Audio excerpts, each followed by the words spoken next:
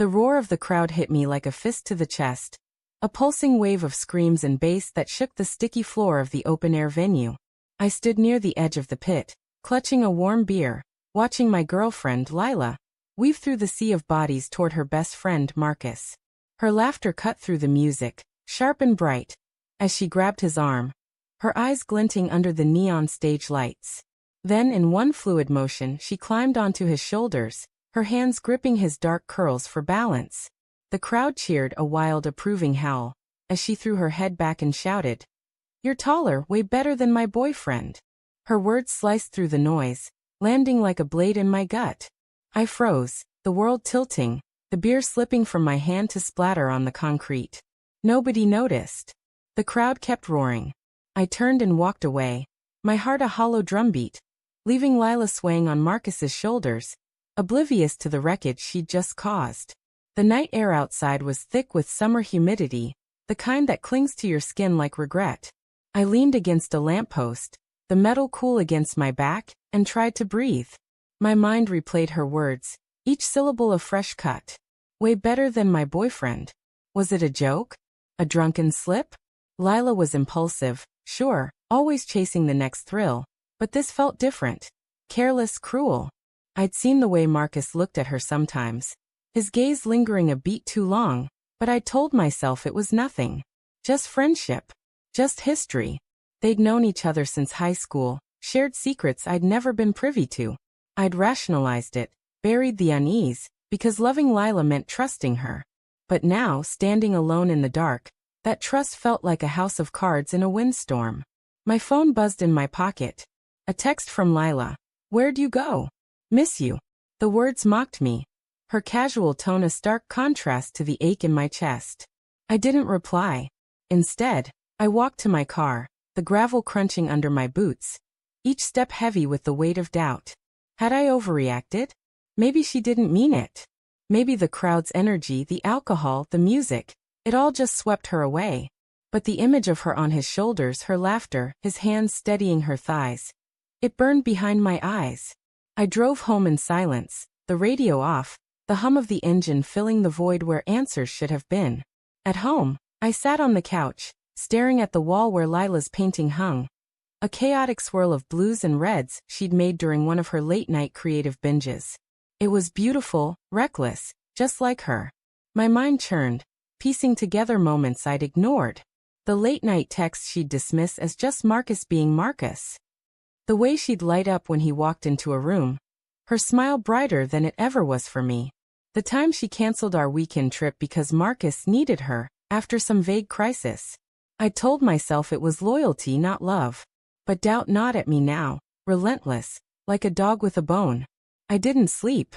By morning, my phone was flooded with missed calls and texts from Lila. "Babe, where are you? I'm sorry if I upset you. Please talk to me." Each message twisted the knife deeper.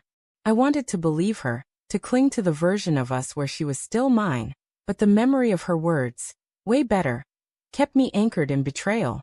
When she showed up at my apartment, her eyes red-rimmed and mascara-streaked, I let her in, but the air between us was heavy, charged with unspoken accusations.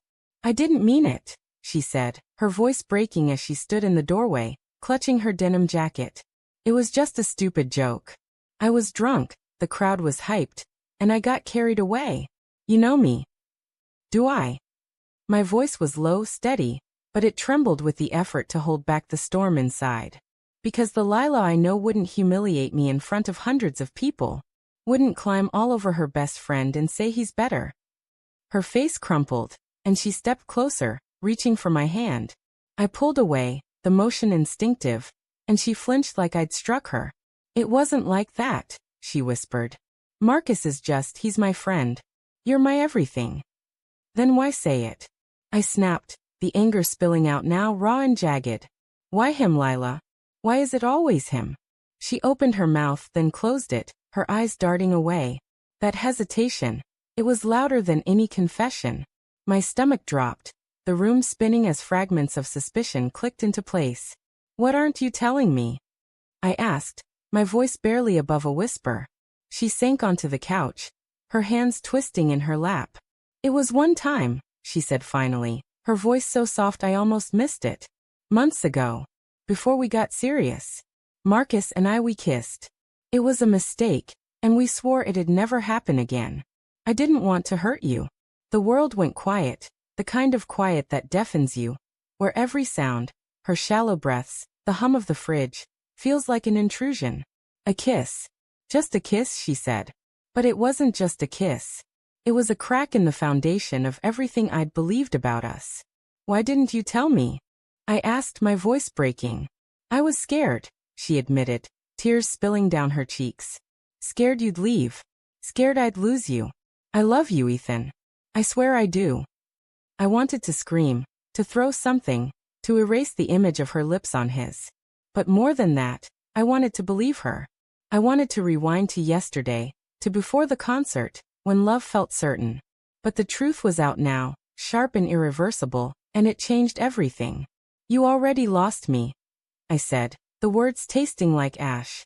Last night, when you chose him over me in front of everyone. Lila sobbed, reaching for me again, but I stepped back, my heart splintering. Ethan, please, she begged. I'll do anything. I'll cut him out. I'll fix this. But some things can't be fixed. I saw it then, the truth I'd been dodging for months. Lila loved the thrill, the attention, the chaos. And Marcus gave her that in ways I never could. I wasn't enough, not for her. The realization didn't just break my heart. It shattered the version of myself I'd built around her. I opened the door, my hand trembling. Go, I said, my voice hollow.